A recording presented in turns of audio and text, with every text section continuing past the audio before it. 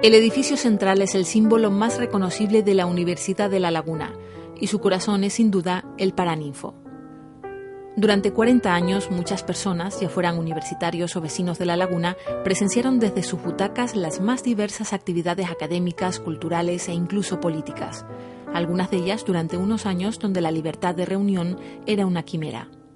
La historia del edificio central y del propio Paraninfo ha sido azarosa. La antigua sede de la Universidad de La Laguna, ubicada en la calle San Agustín, quedó pronto desbordada por un número creciente de alumnos. Por ello, desde finales de los años 20 del siglo pasado, las autoridades académicas demandaban con urgencia al Cabildo unas nuevas instalaciones más aptas para su actividad. Pedro García Cabrera lleva una moción consensuada con Maximino Acea, que por entonces era el presidente del Cabildo de Tenerife, en el sentido de responder a una petición del rector de la Universidad de La Laguna y del Ayuntamiento de La Laguna en su petición de que el Cabildo apoyara la adquisición de una compra de solares con destino al proyecto que el Ministerio de Instrucción Pública y Bellas Artes estaba dispuesto a sufragar. Por entonces se encargó el primer proyecto para la futura universidad en el año 31 y fue el arquitecto Ceballos el que lo realizó. La guerra civil determinó la paralización de la mayoría de las grandes obras públicas españolas y el edificio universitario de La Laguna no iba a ser una excepción. Los trabajos se retomaron en 1943, esta vez bajo la supervisión del arquitecto José Enrique Marrero Regalado, que elaboró un proyecto que modificaba el anterior de Ceballos. De él se aprovechó las partes ya construidas, contemplando además una amplia zona ajardinada con edificios anexos para albergar dos colegios mayores, uno femenino y otro masculino. Sin embargo, sería otro arquitecto, Domingo Pisaca, quien firmaría el proyecto definitivo. Lo que hizo Pisaca especialmente tiene mayor proyección que en cualquier otra parte del edificio en este espacio que es el del Paraninfo. Él le dio hasta cierto punto el carácter de una combinación entre la tipología tradicional del teatro cinematógrafo, que era una tipología mixta, y le dio un cierto carácter áulico, como el de un salón preferente de un antiguo palacio, pues con esos palcos y con una iconografía en la cual tuviera que insertarse parte de los programas iconográficos que por entonces el franquismo consideraba propios de los edificios públicos. Las obras del edificio central se prolongaron más de la cuenta. Así, cuando el entonces jefe del Estado visitó Tenerife el 23 de octubre de 1950, los discursos protocolarios tuvieron que pronunciarse en la escalinata exterior, pues aún no existía ninguna estancia digna de la ocasión. Finalmente, el Paraninfo fue inaugurado formalmente el 10 de octubre de 1961 por el entonces ministro de Educación Nacional, Jesús Rubio García Mina, que presidió en la nueva instalación los actos de apertura del curso universitario. Uno de los elementos más reconocibles del Paraninfo es la decoración interior de su cubierta, obra del pintor Mariano de Cosío, compuesto por un centenar de lienzos pegados al falso techo. La temática que se muestra el mundo universitario y en cada vértice tiene una temática particular. O sea, se muestra en uno de los vértices pues el mundo de la filosofía coronado por el pensador de Rodin. En el lado contrario se encuentra el derecho junto con el Moisés de Miguel Ángel. El conjunto de ese lado se une con la tuna universitaria, ¿no? Este lado del mural es el que tiene mayor intensidad de color, presenta un grado mayor de saturación. En el lado opuesto nos vamos a encontrar pues con una galería de retratos ilustres donde se muestra el autorretrato del autor junto con su hermano y también pues una serie de retratos de la generación del 98 y algunas personalidades del 27. Y finalmente el último vértice lo que muestra es pues el mundo del futuro, el mundo tecnológico, ¿no? Como si la universidad está abierta a ese mundo de las nuevas tecnologías ya desde la década de los 60, ¿no? Una de las características más destacadas de este recinto es una acústica especialmente beneficiosa para la voz en directo, lo que le ha granjeado una excelente reputación entre las orquestas, corales y grupos de teatro. Aquí hay un tiempo de reverberación de 1,96 segundos y eso en el mundo de la grabación de música sinfónica se considera de mucho valor. Es un edificio que funcionaba muy bien desde el punto de vista acústico. Lo que sí tiene el Paraninfo es una acústica estupenda. Yo creo que prácticamente la mejor acústica de la isla, yo creo que sí, y a lo mejor hasta de las islas, ¿no? Teníamos una acústica fatal para las películas. El tema de subtitulado de películas, más que en una obligación, se convertía en una necesidad para poder entender lo que decían ellas, ¿no? Porque es que el eco que hay aquí, el reverb, pues dificultaba mucho la audición de los diálogos, ¿no? Inicialmente el Paraninfo se pensó como sede de los actos académicos y protocolarios de la universidad. Sin embargo, parece evidente que en el diseño de Domingo Pisaca también se contemplaban otros fines. Su inauguración como sala cultural tuvo lugar el 28 de abril de 1962, con la representación de la obra teatral de Jacinto Benavente, Los intereses creados, bajo la dirección de Eloy Díaz de la Barreda. En aquel momento, lleno de ilusión, pues yo dirigía el teatro universitario, TEU, que ya tenía una trayectoria ya manifiesta. Se desconsoló un poco de que las autoridades político-académicas pues le quisieran dar este honor a un señor, por otra parte, muy glorioso del teatro español, como fue Claudio de la Torre, y en este momento surge un pleito de nuestro triste pleito insular, y es que el rector de La Laguna autoriza una universidad internacional en Las Palmas, con un gran revuelo estudiantil, y es el momento que aprovecho para hacerle ver al rector de aquel entonces la conveniencia de inaugurar este teatro antes que a él le pudieran cesar como rector o él tuviera que renunciar. Y se eligió una obra que no creaba problemas de censura, aunque por otro lado es una obra de mucha actualidad, que es Los intereses creados, de don Jacinto Benavente. Se improvisó el telón, se improvisaron los focos, el decorado nos los prestó José Tamayo, director de la compañía Lope de Vega, y así un Día Mundial del Teatro, con el manifiesto de Jean Cocteau, se inauguró este teatro con dicha obra, ¿no? Los intereses creados significó el pistoletazo de salida para una intensa actividad cultural. Durante sus años de mayor uso, una figura fundamental para asegurar su funcionamiento fue José Francisco Rodríguez Suárez, conocido por todos como Kiko, que comenzó a trabajar como encargado del Paraninfo y a vivir en el edificio central en 1972. Todo el mundo pedía el Paraninfo y se hacía todo en el Paraninfo. Obras de teatro, cine, la orquesta y todo. Desde mediados de los años 70, la actividad del Paraninfo fue frenética. Por su escenario pasaron grupos de teatro como La Cubana o Trisigle, actrices como Beatriz Carvajal o Charo López, tenores como Alfredo Kraus, Plácido Domingo o José Carreras, cantantes como Miguel Bosé, Rosana, Pedro Guerra y un largo etcétera. Fue la sede de innumerables ediciones del Festival Internacional de Piano.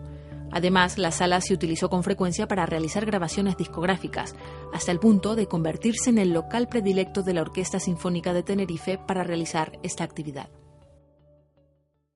Cuando se grababa la orquesta, a lo mejor estábamos todo un día ensayando y después por la noche, como había poco ruido, pues aprovechábamos para grabar y nos pegábamos a lo mejor 2 noches grabando y estábamos desde las 12 de la noche, que se acababan los ruidos, las clases, y estamos hasta las 6 de la mañana. Sin embargo, la misión más importante que cumplió el Paraninfo fue la de ser el escenario donde los grupos universitarios desarrollaron su creatividad. Era un momento, una época, en la época de los años 79, principios de los 80, una época de muchísimo movimiento, de asambleas, el Paraninfo estaba abierto, yo te digo, a la una ensayaba la coral, pero luego había ensayos con el aula de teatro, el aula de cine, la AFU, la Asociación Folclórica Universitaria, estaba abierto continuamente gracias a Kiko, que era el que nos tenía aquí controlados, y estaba abierto prácticamente todos los días. Hasta los domingos veníamos a ensayar también, a veces cuando teníamos obligaciones que hacer, ¿no? El Paraninfo estaba dotado con un proyector de cine de 35 milímetros, lo cual permitió el desarrollo de varios ciclos que llegaron a alcanzar grandes cifras de afluencia de público. Pusimos todo tipo de cine, a veces hilados por algún motivo, pero normalmente eran películas sueltas, clásicos, desde cine americano, cine europeo, de todo tipo, pero normalmente el grueso de la programación eran ciclos y proyecciones sueltas que no eran muchas, pero eran normalmente cine con una calidad bastante alta y copias que eran un poquito difícil de conseguir, pero que valían mucho la pena verlas aquí, y por el tamaño de la pantalla y por el local, desde luego. El ambiente entre nosotros era de nervio, porque realmente la organización nuestra era pequeña. Aquí esto se llenaba y un problema de, no sé, un rollo cambiado, un corte en la película, esto era un motín aquí, nos podían matar, ¿no?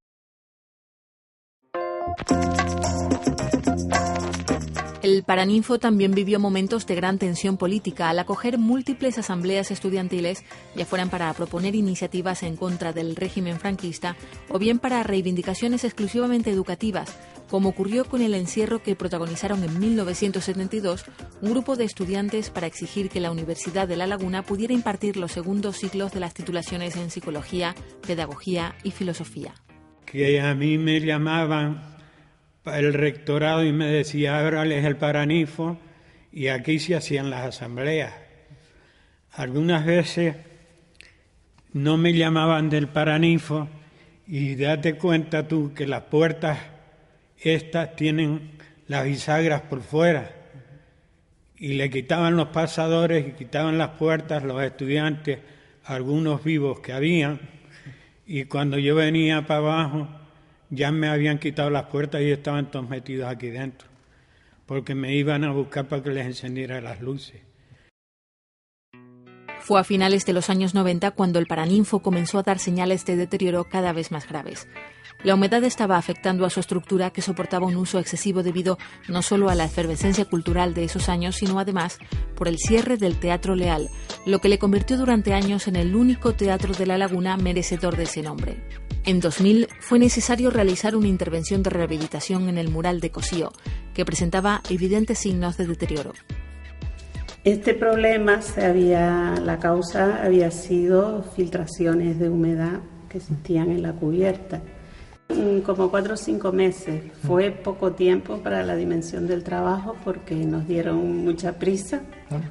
No me acuerdo bien por qué, pero teníamos que acabar antes de diciembre y trabajamos de sol a sol porque eso, ¿no? Teníamos como un plazo. La obra la hizo el Cabildo y bueno, trabajaron 5 personas. Y bueno, sí me gustaría recordar a una de ellas, que era un profesor de la facultad, compañero que ahora no está entre nosotros, Antonio Ayala Oliva, que trabajó en este mural.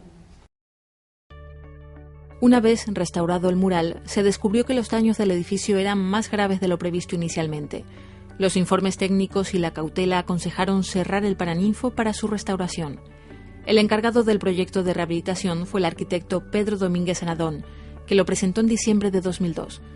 Después de varios retrasos, las obras comenzaron finalmente en 2007.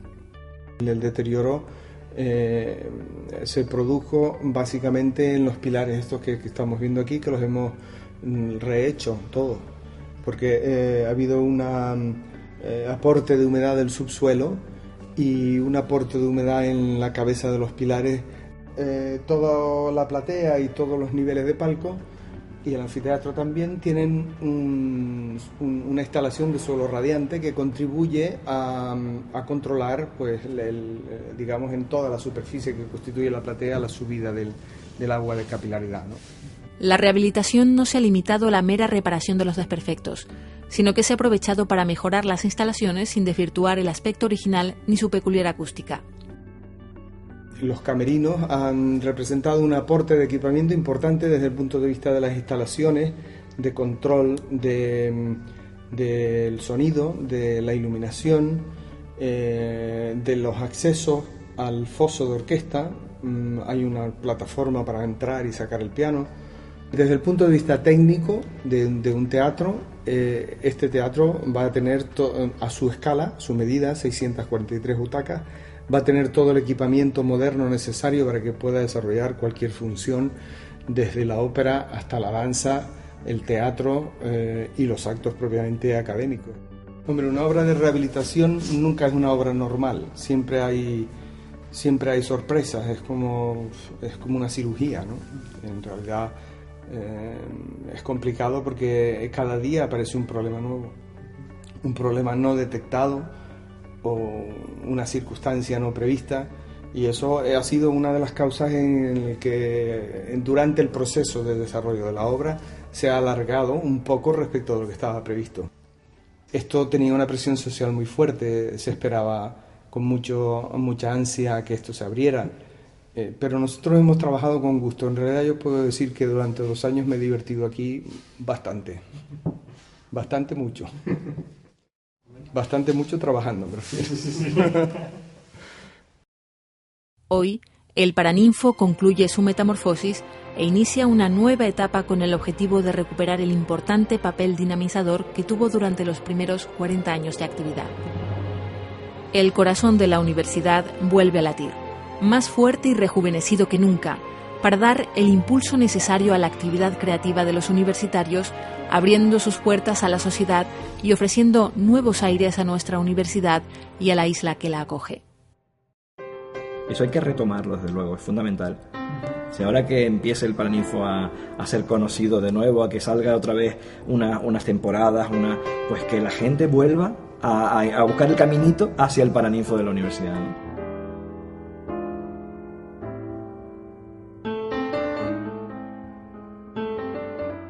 Ciclos de cine que no son tan comerciales, recitales que tampoco lo son, ciclos de conferencias, que hasta cierto punto la universidad muestre con el carácter abierto de este espacio que es una herramienta más de la sociedad actual, ¿no?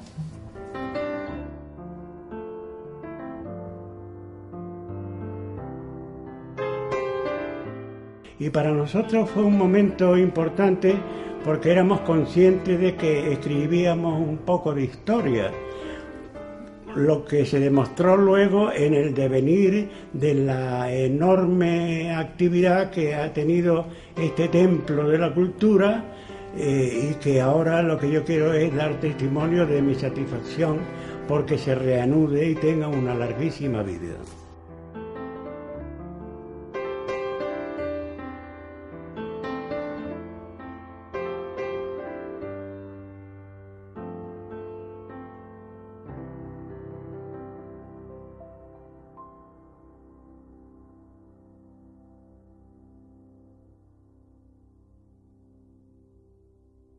Y pienso venir el día de la inauguración, si me invitan.